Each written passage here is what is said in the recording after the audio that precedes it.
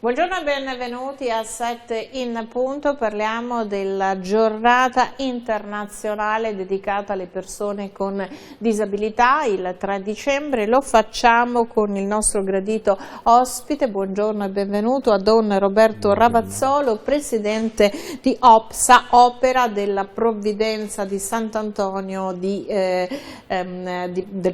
provincia di Padova? Sarmeola di Rubano. Sarmeola di Rubano, ecco, che è all'immediata periferia di Padova. La prima domanda che mi viene da farle: è necessario avere una giornata internazionale delle persone con disabilità? Non è un sottolineare questa diversità che dopo tanto tempo non dovrebbe essere annullata? Intanto buona giornata a lei e buona giornata Ho iniziato subito con un interrogativo. E buona giornata a tutti i telespettatori, perché è opportuna, se non addirittura necessaria, una giornata come quella che oggi celebriamo. Perché si parla molto oggi di inclusione delle persone con disabilità nei percorsi scolastici, lavorativi, nei vari meccanismi della vita sociale, sportiva, ricreativa, e questo è sicuramente un traguardo importante che va perseguito in maniera larga e diffusa. È stato raggiunto in parte questo Ecco, è proprio su questo che volevo fare la sottolineatura, perché a fronte di una parola che circola molto, che viene utilizzata, sbandierata, a volte anche in maniera ideologica, ci sono poi nei vissuti delle persone delle fatiche a elaborare la disabilità e quindi a consentire alle persone con delle disabilità di vivere la propria condizione, il proprio essere in maniera umana, e quindi ci vuole una giornata che metta a tema i diritti di tutte le persone, anche delle persone con disabilità, perché quello che facciamo per una persona in queste condizioni non è una gentile concessione perché siamo buoni, è il rispetto e la tutela di un diritto. È un diritto.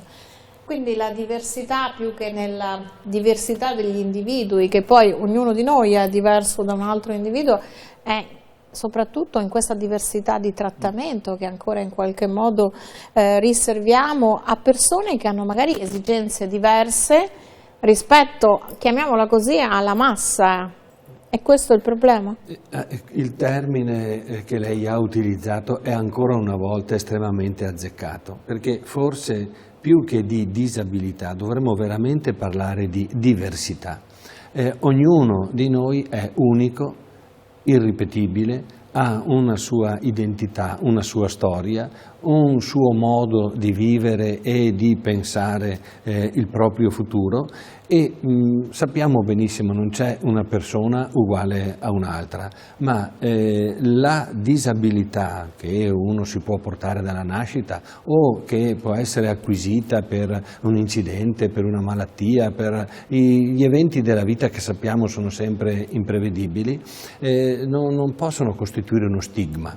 Una sorta di bollino che etichetta una persona e la qualifica automaticamente di serie B o di serie C. Come se fosse una persona fallata, no?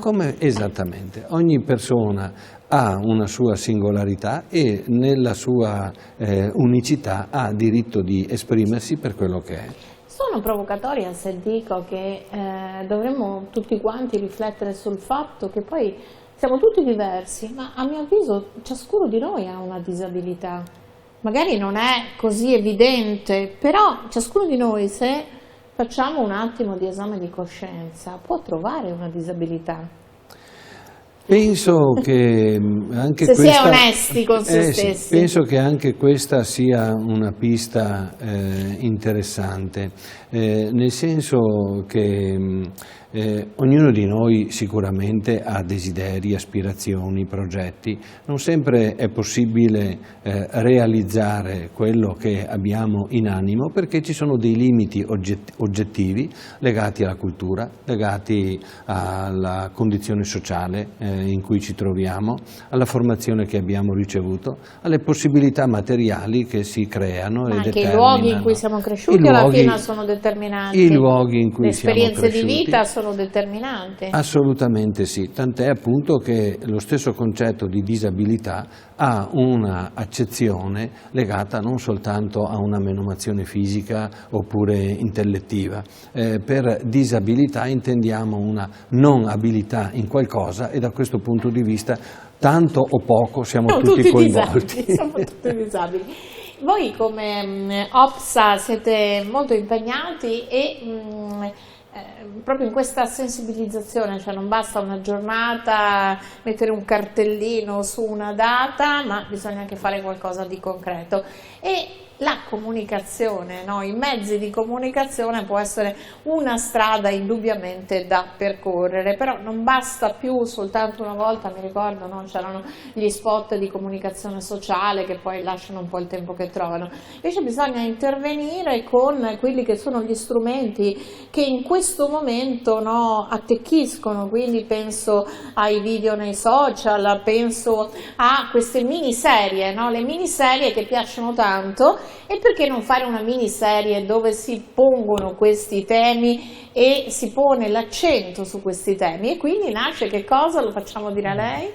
Sì, proprio oggi, 3 dicembre, è resa accessibile su Rai Play una miniserie realizzata all'interno dell'OPSA che prende spunto dall'apologo dell'elefante. 6 ciechi che avvicinano un elefante e danno la descrizione di quello che stanno toccando a seconda dell'esperienza che hanno. Chi sta toccando la gamba dell'elefante ha l'impressione di abbracciare un tronco, chi sta toccando la proboscide ha l'impressione di toccare in realtà un serpente e così via, ognuno dice qualcosa di quello che percepisce. Ecco, questa miniserie mette l'attenzione sull'approccio alla disabilità di 6 operatori che lavorano all'interno della struttura e che raccontano il loro rapporto con gli ospiti. È coinvolta anche una mamma, la mamma di un ospite, è coinvolta la figura della coordinatrice di un tavolo di collegamento patto per lo sviluppo che mette insieme diversi operatori, diversi enti, soggetti che si interessano nel padovano di disabilità, il presidente di una fondazione appena neonata, potremmo dire, perché ha un anno di vita la fondazione Oggi Domani, che si interessa del dopo di noi, e dopo appunto degli operatori, un operatore sociosanitario, il direttore socioassistenziale. Tutto il mondo, tutti quelli che si definiscono gli stakeholders, no, intorno a questa. Esattamente. Perché l'OPSA, se facciamo una piccola parentesi, si occupa di che cosa e di chi assiste, come li assiste? Sì, l'opera si interessa di persone con disabilità prevalentemente intellettiva.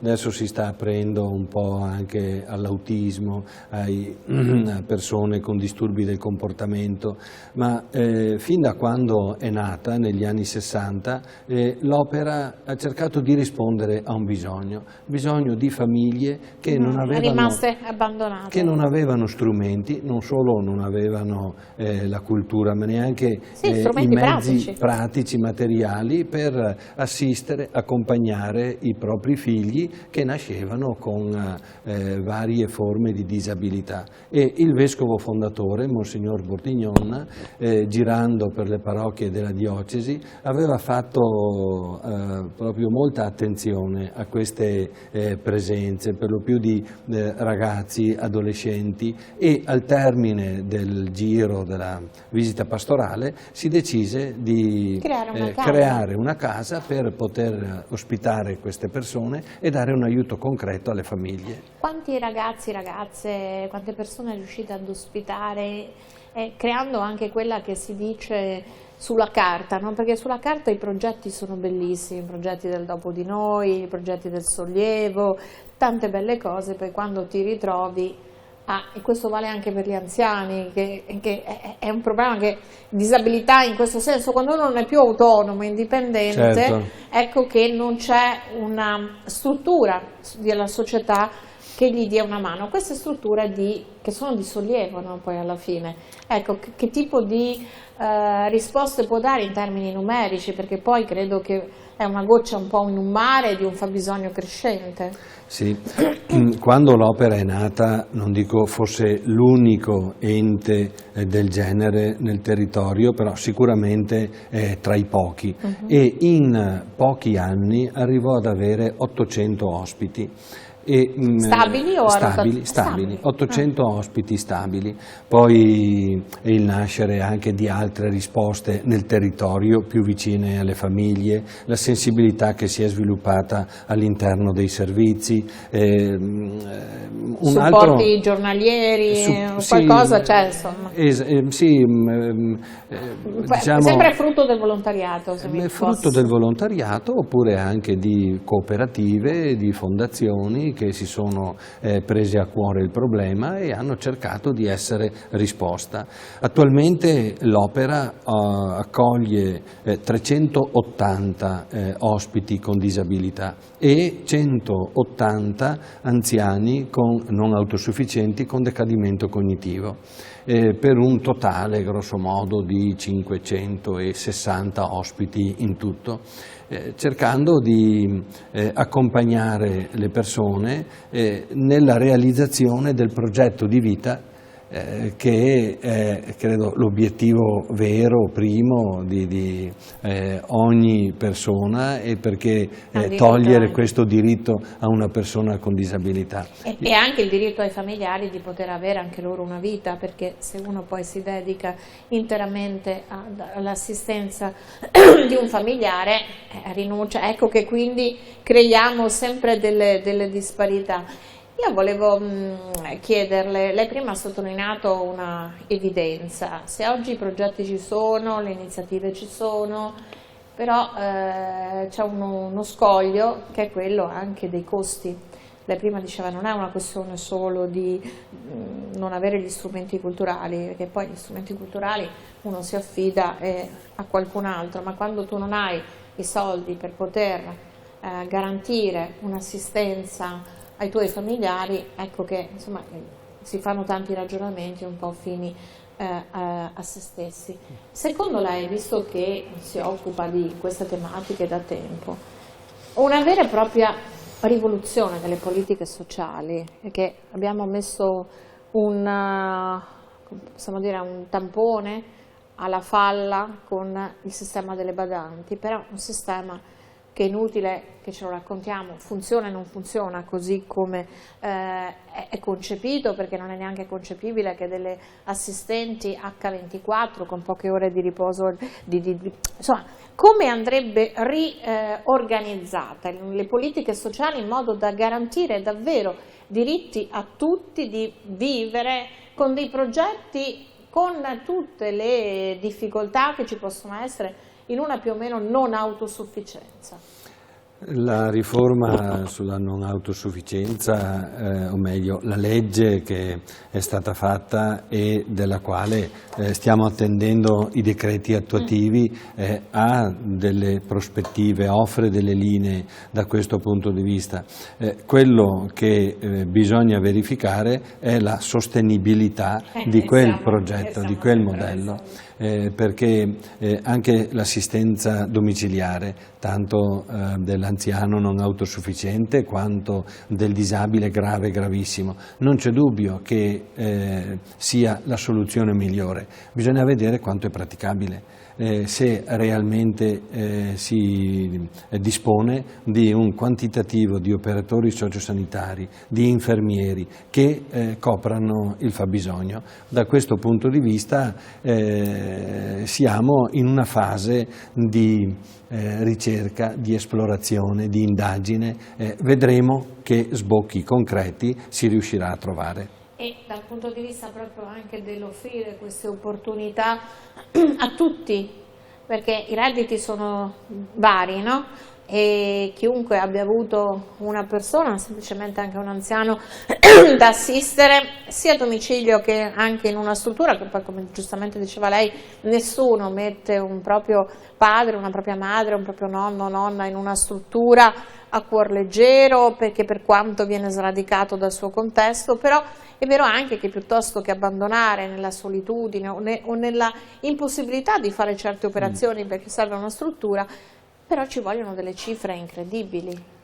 E come questa riforma prevede quanta parte delle tasse per chi magari anche dispone di redditi dovrebbe essere devoluta a questa problematica? Il tema degli stanziamenti in legge di bilancio per il sanitario, per il sociosanitario è un tema caldissimo e di grande attualità, perché i bisogni sono enormi. E sono crescenti. I bisogni sono crescenti e a fronte dei bisogni crescenti non sempre ci sono le risorse adeguate. Di sicuro un criterio che dovrà essere tenuto in considerazione è la dignità della persona, il rispetto dei bisogni fondamentali e la garanzia di quei servizi minimi che dicono appunto il decoro a cui tutti quanti ci dobbiamo impegnare per accompagnare una persona non autosufficiente in una fase delicatissima della vita. Oltretutto non è che si accompagna soltanto la persona, è tutto il nucleo familiare che ha bisogno di non sentirsi solo nel portare il peso di una situazione impegnativa. E anche non sentirsi in colpa, perché poi i nuclei familiari, adesso magari passiamo ad analizzare quelle che erano le strutture familiari di un tempo, dove comunque c'era una presenza a casa, che oggi necessariamente, anche se uno volesse assistere il proprio genitore, non può rinunciare al lavoro, perché altrimenti è un cane che si morde la coda. Non ci sono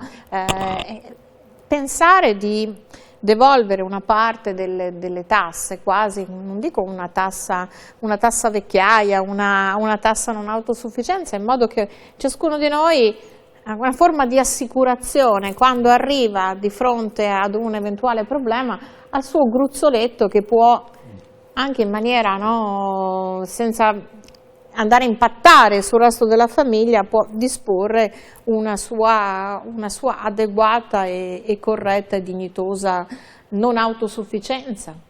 Certo, io penso che veramente la possibilità di organizzare l'assistenza in centri diurni o in centri residenziali possa rappresentare un aiuto per le famiglie. Indubbiamente però garantendo anche un accompagnamento ai familiari proprio per elaborare quel lutto che si presenta. Una sorta di abbandono, no? Sì, lei usava prima l'espressione sensi di colpa, ed è vero, effettivamente molti si sentono nella condizione di dire: ma ho abbandonato mio padre, non ho fatto tutto quello che potevo per mia madre. Ecco, in realtà potrebbe essere che proprio invece l'amore per il padre e per la madre anziani, non autosufficienti, porti a fare la scelta di una struttura all'interno della quale il non autosufficiente può essere seguito H24 da persone competenti, in sinergia con il familiare. Ecco, per questo dico che non dobbiamo avere approcci ideologici con l'assistenza della persona disabile o della persona non autosufficiente. Sta dicendo una cosa che non è così scontata, perché oggi c'è una sorta di enfatizzazione, no? Che l'assistenza domiciliare è l'unica strada, e chi magari, una volta si usava questo brutto termine, no? Ospedalizza, che in realtà non è un ospedalizzare, ma sono demonizzate le strutture, no? Come quasi automaticamente chi sceglie necessariamente questo percorso viene visto come chi non vuole andare in vacanza e non vuole occuparsi dei propri cari. Ma guardi, sono consapevole di dire una cosa un po' controcorrente. Guarda, io le posso dire sulla base dell'esperienza personale, qui adesso tolgo i panni della giornalista, vesto quelli della persona, io sono d'accordo con lei perché c'è caso e caso. Esatto, è proprio questo che secondo me va ribadito. Non c'è dubbio che, potendo, la soluzione migliore è conservare il più a lungo possibile una persona nel suo ambiente di vita ordinaria. Ci sono però dei limiti di sostenibilità economica, ma anche di gestione sapiente del proprio tempo, di consapevolezza dei limiti che si hanno nel gestire la propria vita, la vita di un proprio familiare per il quale non si può non volere il meglio. Ecco, in certe situazioni, a mio giudizio,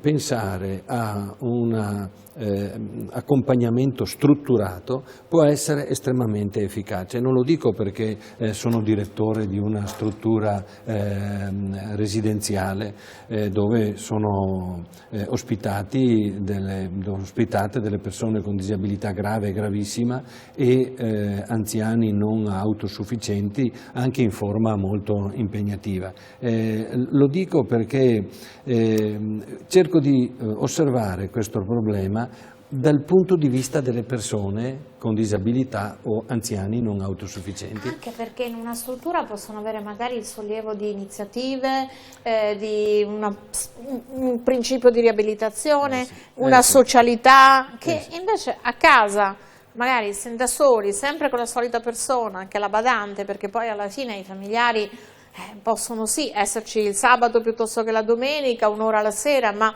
alla fine non c'è una vera convivenza, costringiamo magari anche la persona a convivere con un estraneo, quando invece magari in un ambiente più ampio c'è la possibilità, ovviamente devono essere strutture che garantiscano, un po' come l'asilo dei bambini. Io ho sempre questa immagine quando parlo delle persone che vengono, parliamo anche della quotidianità, no? Di alcune persone che passano tutto il giorno in alcuni centri, fanno delle cose, poi arrivano a casa, ma sono impegnati piuttosto che parcheggiati magari davanti a una televisione. Assolutamente sì, i 6 video a cui abbiamo fatto riferimento prima hanno di interessante il fatto che comunque partono dal punto di vista della persona con disabilità, intesa non come oggetto di un servizio, ma come soggetto di una relazione.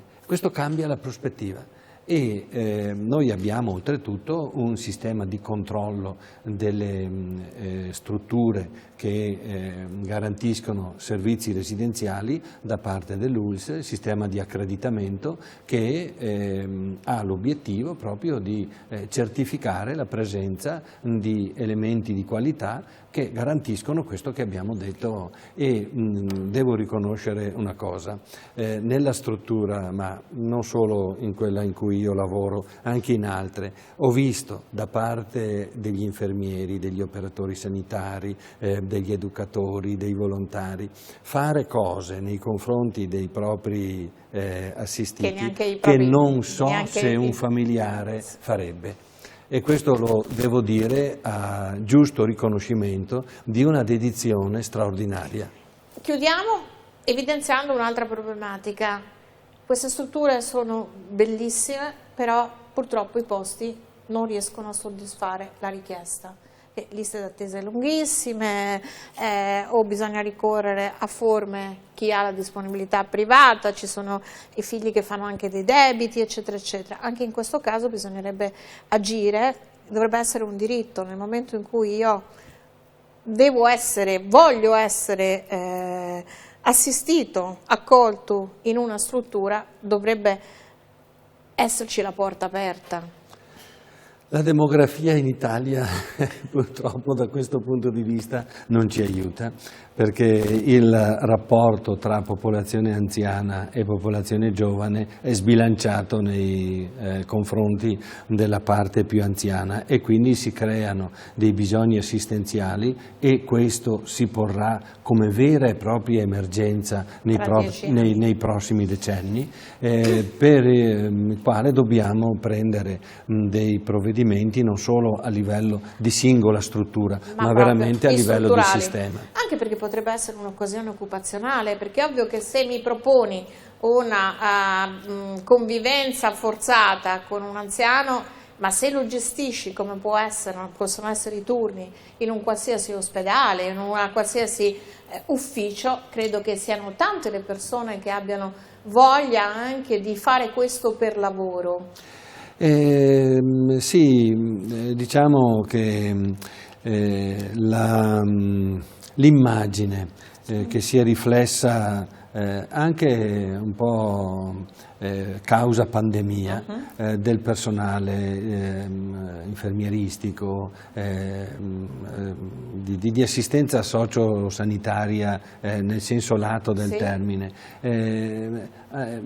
non è sempre stata positiva, e si assiste a una sorta di disaffezione attualmente per questo tipo di professione, e in realtà noi vediamo che è una professione estremamente umanizzante, che dà dei posti, delle possibilità lavorative anche in crescita, perché il bisogno, come abbiamo detto, è esponenziale, e io faccio anche un appello, siamo in chiusura. faccio un appello proprio ai giovani o anche alle persone adulte, ma che si stanno guardando intorno alla ricerca di questa può essere una strada. Questa penso che possa essere una strada estremamente anche gratificante dal punto di vista personale.